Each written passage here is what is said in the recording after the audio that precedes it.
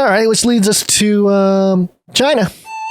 Welcome to Chinese News! Our top news! Whoa! Oh, yeah. Our top news coming from CNN.com. Headline, Taiwan fires warning shots at unidentified drone near island. Oh, the drones. Here we go again. We just covered the drones on the last episode. And now the Taiwanese are firing at them.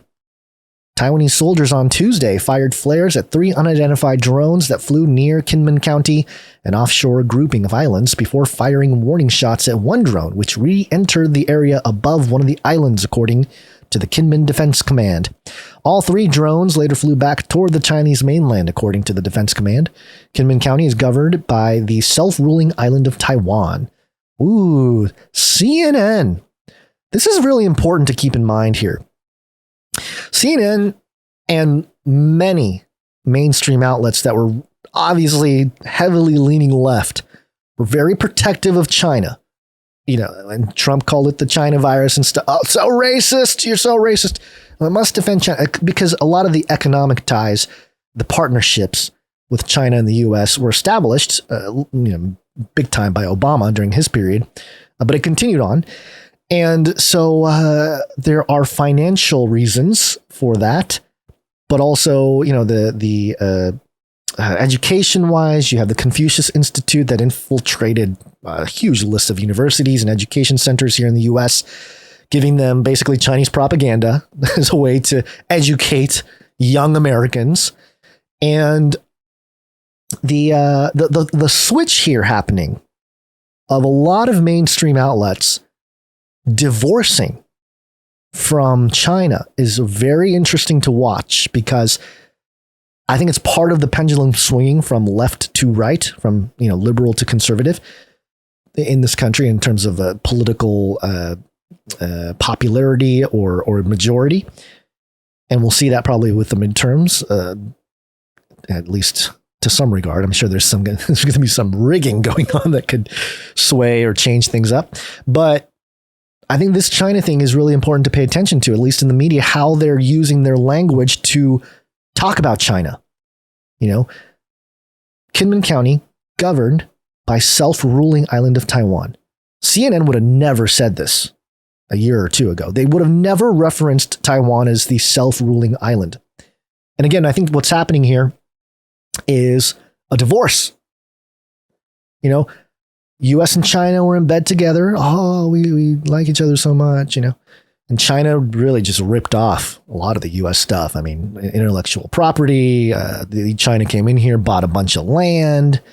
I think there was a spot in Texas where only Chinese investors can invest in this plot of land and housing that was built there. Things like that. And I know locally where I'm from in Orange County, a lot of rich Chinese people moved into certain neighborhoods where, when I was a kid, it was more sort of diverse, whatever. But then just a certain segment of these kind of rich neighborhoods became all Chinese. So, I mean, stuff like that was happening for a long time, for decades.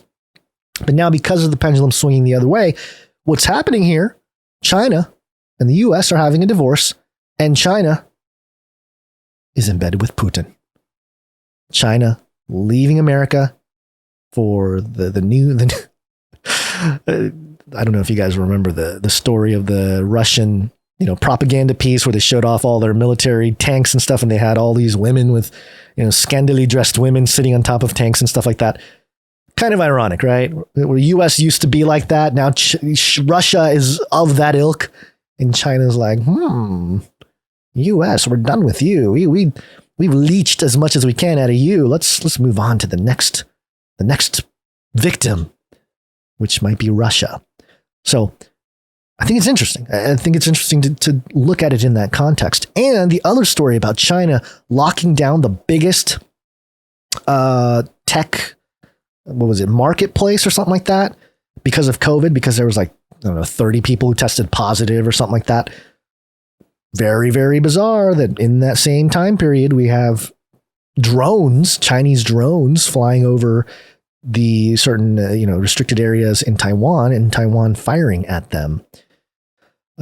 Quote, on Tuesday, Taiwan's President Tsai Ing-wen said during a troop inspection that she had ordered the island's defense ministry to take, quote, necessary and forceful countermeasures as appropriate against what she called Chinese gray zone warfare tactics, including drone harassment.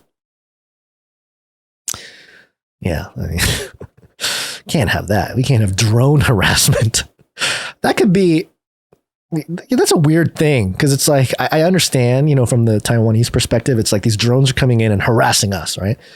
But it could also mean the other way, the Taiwanese firing stuff at them. The Chinese could be like, hey, that's drone harassment. Don't harass our drones. So anyway, quote, we will not give China the pretext to create conflict. We will not provoke disputes and we will be restrained. Yet, that does not mean we will not counteract, Tsai said. The Chinese government has not yet commented on the incident. However, a spokesperson for China's Ministry of Foreign Affairs was asked Monday about previous reports of private drones flying in the area and responded, quote, I have seen the videos too. Chinese drones flying over Chinese territory or China's territory. What's there to be surprised at? Because, of course, China they always talk about how Taiwan belongs to them. So, yeah, very much so a Ukraine-Russia kind of situation. And this published on September 1st on Reuters, Taiwan shoots down drone for the first time off Chinese coast. Okay, so Taiwanese military for the first time shot down an unidentified civilian drone that entered its airspace near the inlet of Chinese coast on Thursday. Just yesterday. So before they were shooting at it, now they've actually shot one down. And again, maybe this is part of the heating up of the outbreak of World War III, as Pope Francis talks about. So yeah, just kind of keeping in mind that this is all planned out. This is all the world's stage. We know that. We don't know what events could trigger an all-out war worldwide as we think, and I've talked about how we're already kind of in a cold World War-ish psychological warfare, economic warfare. Those things have never really ended, but it feels like we're approaching the next phase where there is going to be actual physical conflict, because then, much like we saw with Ukraine, right? There's actual physical altercation, buildings being blown up, rockets, launching and everything else. What did that do? Sanctions, right? You can legislate your way into shaping the world. So a similar thing can happen here. And this one is really important because Taiwan, they have a lot of the microchip manufacturing. So who owns all those microchips? Is it the sovereign Taiwan in partnership with the West? Or is it the Chinese property of Taiwan who have their own interest